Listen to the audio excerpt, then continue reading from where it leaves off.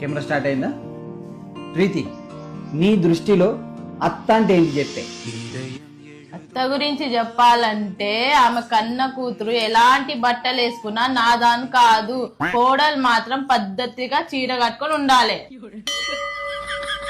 అత్త గురించి చెప్పాలంటే రోజు చెప్పిన ముచ్చట 10 సార్లు చెప్తుంది. మా అబ్బాయి కోసం అమ్మాయిలు క్యూ కట్టేదని, మరి మేమేమో రోడ్లో పోంటే అబ్బాయిల కోసం తిరిగినట్టు. అత్త గురించి చెప్పాలంటే రోజు నన్ను కూసబెట్టి నా కొడుకుని నేను ప్రేమగా గారభంగా పెంచినా అని, మరి మా అమ్మ ఏమో మమ్మల్ని మీషో నుంచి ఆర్డర్ పెట్టింది.